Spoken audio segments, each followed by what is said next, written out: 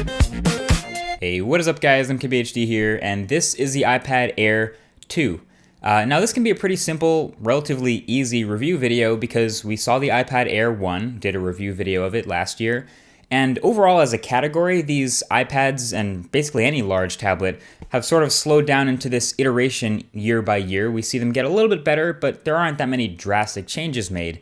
So really the easiest way to show this is to give you a list of the ways it's changed versus the iPad Air 1. So these are all the changes made to create the iPad Air 2. So number one is the iPad Air 2 is thinner and lighter than the first iPad Air. So the first one was already really thin and light, but this new Air 2 is just 0.96 pounds, so lighter, and 6.1 millimeters thin, so thinner than any other tablet out there. And believe me, that translates really well from paper and just numbers to actual hardware and holding in the hand. So the build of this thing is almost surreal. It's completely made of metal all around, which is great. And it has rounded sides and chamfered edges all the way around too. And it kind of just feels like the display is attached to almost nothingness at this point. I mean, this is kind of the reason why I say it feels like large tablets are hitting their stride right now. If you showed this iPad Air to someone 10 years ago or even 5 years ago, they'd probably flip out and think it's impossibly thin. There's no way that's real. But it's not just about thinness. The fact that it's also lighter means it's just as easy as any other tablet to hold in the hand. And while it's definitely not a one-handed tablet, it's much easier to hold with one hand and type and poke with the other hand when the tablet is so light like this. So the side bezels are thinned out a little, but there's still plenty of room to rest your thumb. So overall, it's really well thought out. I mean, the design, we've seen it before, and it's sort of set a standard for build quality, and it's pretty deserving of the name. The only quirks with this new thinner and lighter hardware is that the mute switch that's been on the side of every single iPad and iPhone since the beginning is now gone. It's been replaced with a software toggle in the quick settings of iOS 8. And I don't even think that the tablet is too thin for this. It's just, I guess, a design decision by Apple, a conscious choice to not have it. But the other downside of going so thin and light is the space inside is a little bit smaller, and that means you have a smaller battery. But the thing is, it's still a great battery life for a tablet. I didn't even notice having to charge it more versus any other iPad. It has great stamina, lasts basically all day with any use, and has the classic iPad ridiculous standby time where you can leave it at 85%, not use it for a week, and pick it up to use it, and it'll be right ready at like 82%. So technically, yes, it is a smaller battery. It's a 15% smaller cell coming in at 7,340 milliamp hours. And yes, I should be mad at them for sacrificing battery just to make it thinner again. But it's at that point where I haven't actually yet noticed a difference in battery life. So I guess that's something iOS on a tablet has going for it. Now, one of the biggest and best improvements of the iPad Air 2 is its new display.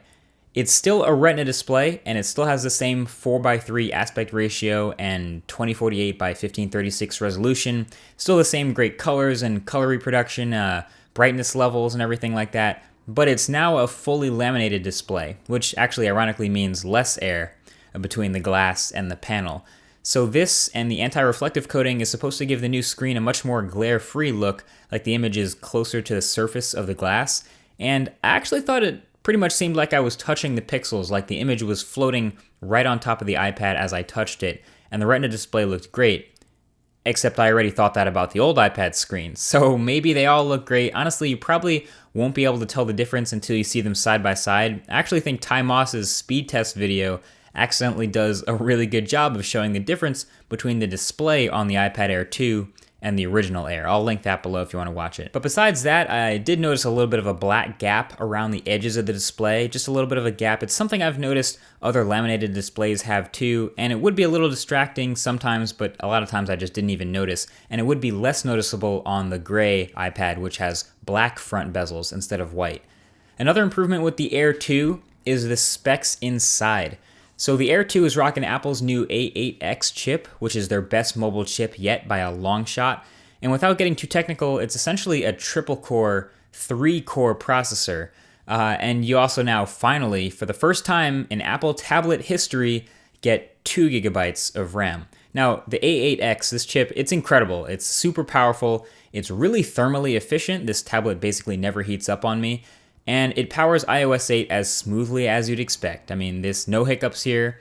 This is iOS 8 at its finest. There's not a whole lot of extra stuff going on. Obviously, it's just a grid of icons, but it better be this smooth in 2014 with specs like this. But on a tablet, I've said this before, everything feels like a blown up version of the phone interface here on the iPad. It's not really taking much advantage of all those pixels and all that power. And with 2 gigabytes of RAM, you would think Apple would find some awesome, seriously advanced iPad multitasking stuff to throw in there.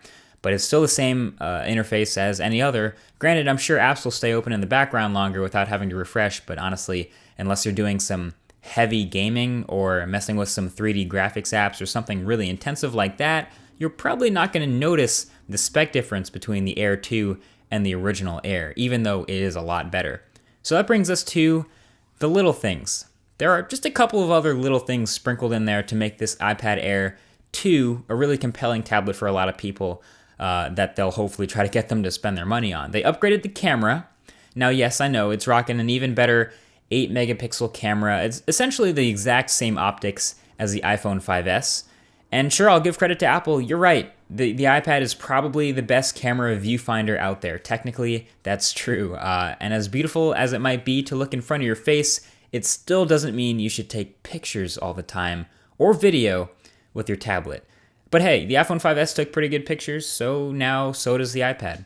You also get Touch ID now, the fingerprint sensor over the home button that you can use to unlock the tablet, but it kind of stops short of a lot of potential. I mean, there's no NFC, so you can't use it for Apple Pay, but there are no multiple account sign-ins on iOS, for example, so you can't sign into a different profile with a different fingerprint. Stuff like that's missing. I guess it's still the early stages of Touch ID, technically, but basically it's just for unlocking right now.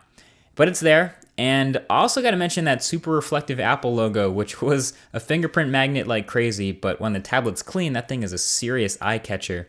And the speaker on the iPad, which was very, very, very loud. So it's actually so loud that it vibrates the entire tablet at its loudest volume. And then when you put it down on a sort of a vibrating surface like a wooden table, the chassis makes it even louder, so it resonates through whatever surface you put it on. So it's kind of funny. It's not the best quality in the world, and it's still sideways facing, but the loudness was impressive. So overall, as a whole package, you gotta admit the iPad Air 2 is pretty sweet.